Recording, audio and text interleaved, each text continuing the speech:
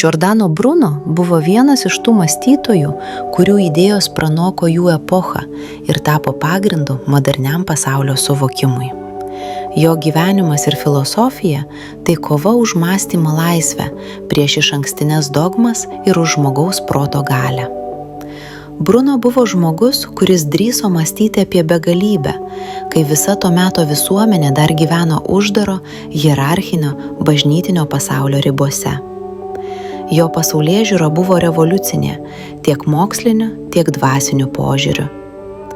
Bruno tikėjo, kad visata neturi ribų, kad ji begalinė ir gyva, o kiekvienas jos kampas kupinas dieviškos energijos. Tai buvo visiška priešingybė viduramžių požiūrį, kuris pasaulį laikė uždaru, baigtiniu Dievo kūriniu, sukurtu žmogui kaip centriniai būtybei. Bruno šią idėją apvertė aukštyn kojomis. Jis atėmė iš žmogaus centro statusą ir iškėlė jį kaip vieną iš nesuskaičiuojamų visatos taškų. Ši mintis, kad visata begalinė ir nėra jokio centro, iš esmės sunaikino geocentrinį mąstymą, bet kartu sukėlė ir gilesnę metafizinę įtampą. Jei visata begalinė, kur yra Dievas? Bruno atsakė, visur. Jo panteistinė filosofija teigia, kad Dievas ir gamta yra tas pats. Tai nebuvo ateizmas, veikiau tai buvo dieviškumo išlaisvinimas iš ribų, kurias bažnyčia buvo jam primetusi. Dievas nėra soste virš pasaulio, jis pačiame pasaulyje, kiekviename akmenyje, žolės stiebelyje, žmogaus mintyje ir žvaigždėje. Bruno rašė, viskas yra viename ir vienas yra visame. Ši mintis tapo jo filosofijos šerdimi. Jis manė, kad visata tai vienas gyvas organizmas, kuriame kiekviena dalelė atspindi visumą.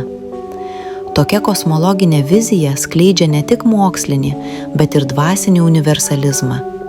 Viskas yra susiję ir žmogaus protas yra neatsiejama tos visumos dalis. Žmogaus sąmonė tai priemonė leidžianti pažinti dieviškąją visatos tvarką. Bruno taip pat kalbėjo apie žmogaus protą ir vaizduotę kaip kūrybinės jėgas. Jis laikė žmogų ne pasyviu Dievo kūriniu, o aktyviu kūrėju, kuris gali suvokti pasaulio dėsnius, juos perprasti ir net kurti naujas formas. Ši idėja buvo labai artima vėlesniems apšvietos filosofams. Bruno, galima sakyti, buvo vienas pirmųjų, kuris kalbėjo apie proto autonomiją. Jis ragino žmogų mąstyti savarankiškai, nebijoti abejoti, nepriimti tradicijų aklai.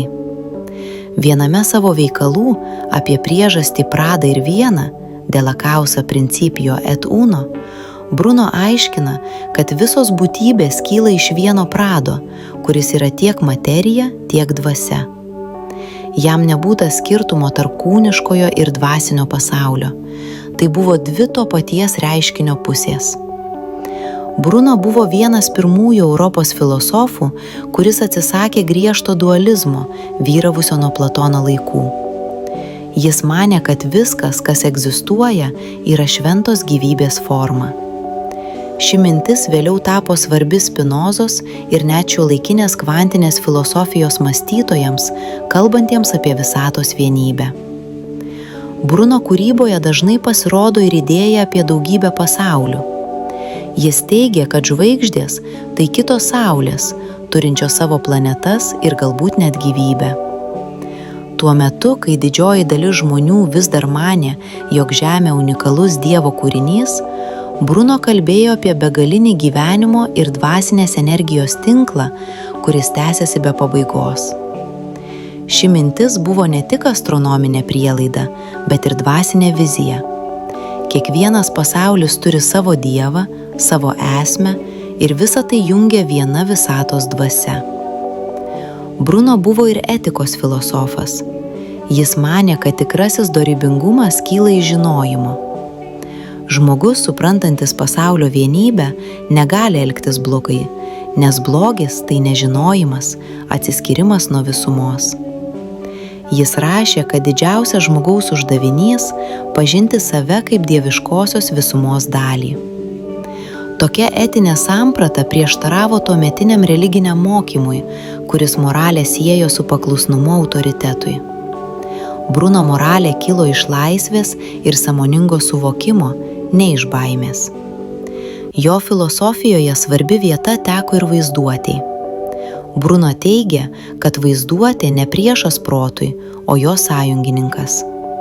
Ji leidžia žmogui suvokti tai, ko dar nėra, kurti naujas idėjas, mąstyti ne ribomis, o begalybę.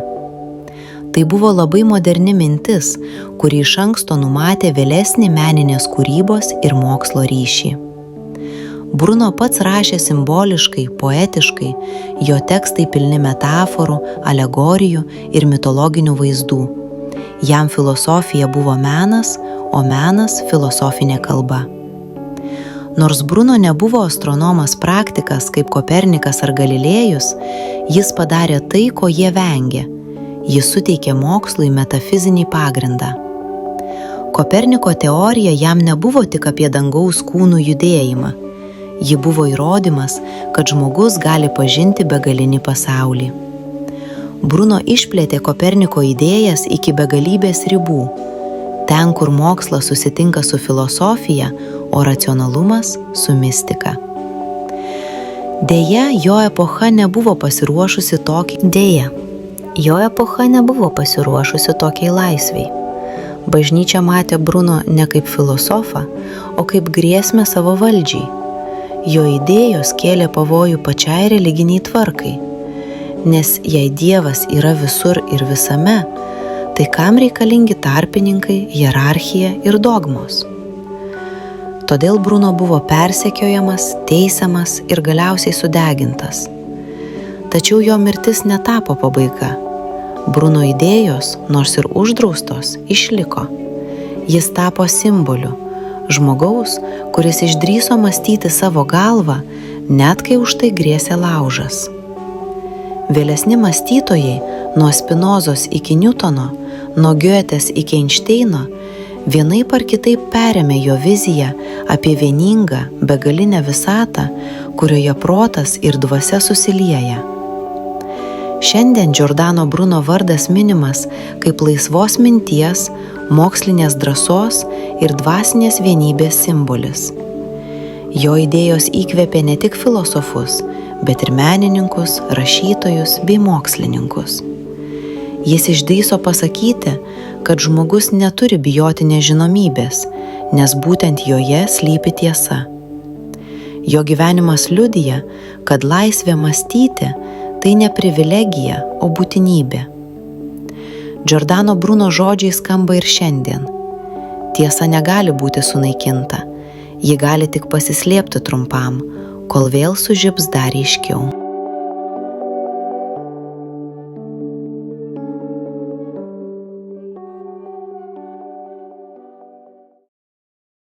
Daugiau apie tai sužinosite apsilankę mūsų svetainėje.